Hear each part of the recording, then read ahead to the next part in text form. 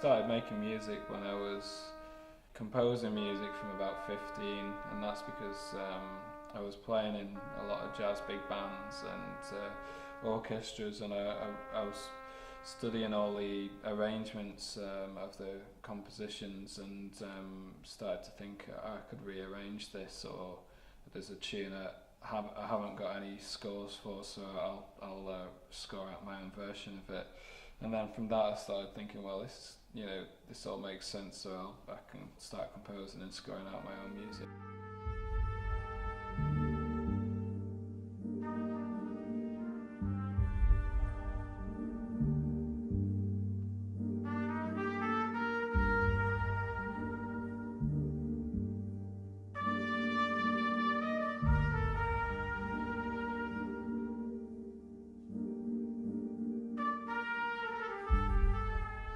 I started writing music. I've always been a musician, so I started writing music since I probably turned 18. I started writing my own stuff because I left college, got my own studio. I went and bought my own studio, like all the equipment and everything. I decided, well, why not? I'm not doing anything else really. I'm, obviously passionate about music and stuff, so I thought, well, why not just start writing my own stuff? I'm still doing it now.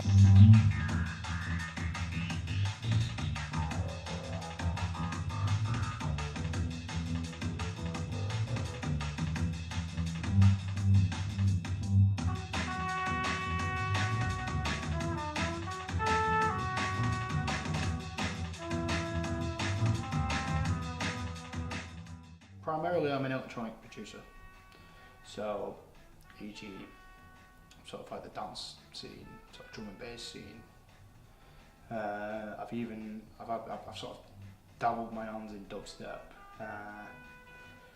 and I would have to say, if there's any artist that would inspire me to absolutely write anything, it's got to be The Prodigy, because they write absolutely anything. The fact I've not been able to see that it did put a great big barrier in place, because half of the software that you use to write your music and stuff requires sight, due to the fact of screen readers not being accessible, not being able to access, the software in question. So I managed to come across Cakewalk Sonar, which works because there's scripts for it, for a screen reader called JAWS, so that works pretty much flawlessly for me all the time. My actual track that I have wrote for this performance, it's a drum and bass track. Now, I have never ever really written drum and bass in my life, because I don't know, it was just something I couldn't, it's not that I didn't want to, it's just something I couldn't get my head around. I couldn't get my head around the structure, just actually finding the right sounds really, that was half of my goal.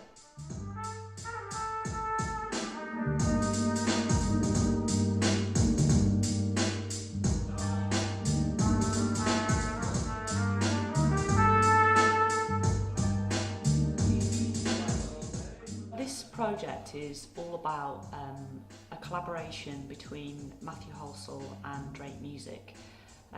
We have participants who have come to the project to remix and rework Matt's back catalogue, create their own tracks out of some live samples that we laid down on the first day of the project.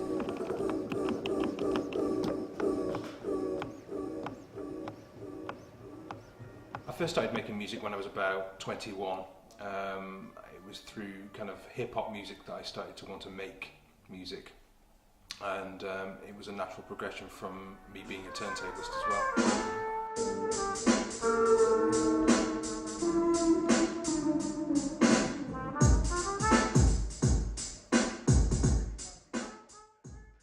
From day one, when we introduced the project, we were playing our version of the remix, and immediately the participants fully got involved and came on stage and had a look at our setups and started jamming with us, and it just felt comfortable from day one, and the barriers were already broken within a matter of maybe an hour and a half, which was amazing really.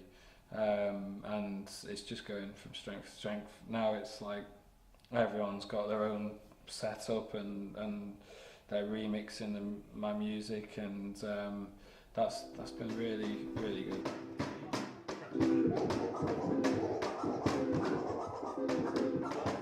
So it's all about us sharing our skills. The producers themselves are learning a lot from our team of associate musicians and Matt, and likewise I think we're all learning from the participants. Yeah.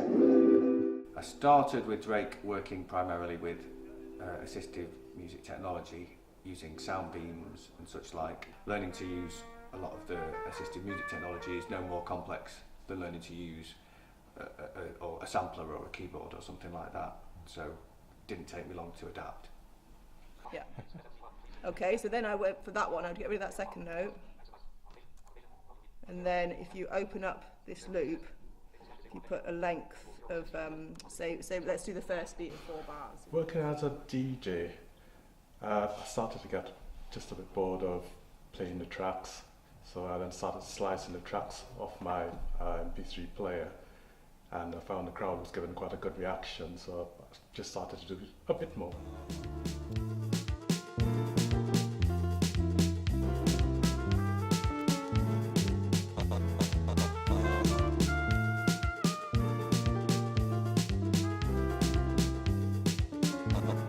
My preference is for soca.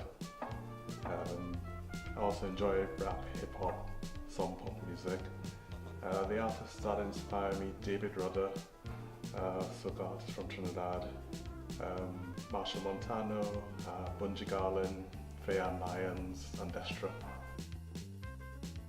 Yeah, I mean the aim of this work, well, one of the aims of this project, I should say, is to provoke some debate around the issue of access and music production. So, for example, I've studied a little bit of sound engineering and music production at different places in Manchester, and I've noticed that those particular places haven't been really in the slightest bit accessible, and I want to draw attention to that issue.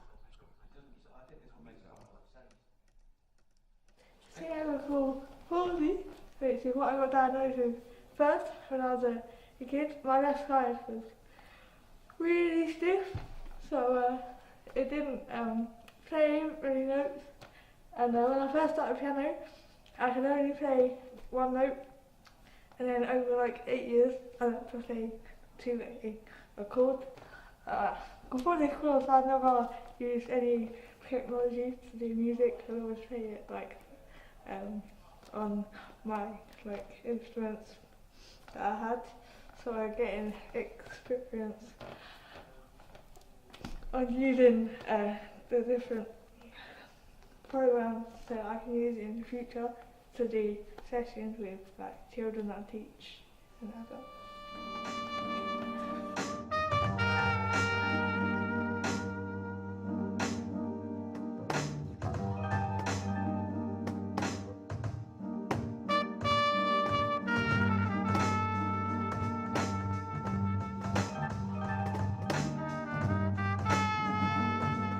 My name's Cara C. I'm an electronic musician, a sound engineer and facilitator as well. I started making music thanks to being laid up for 5 years while living in a double-decker bus, and just started messing around with a synthesizer, got very interested in the manual, and before I knew it started playing around with drum machines and 4 tracks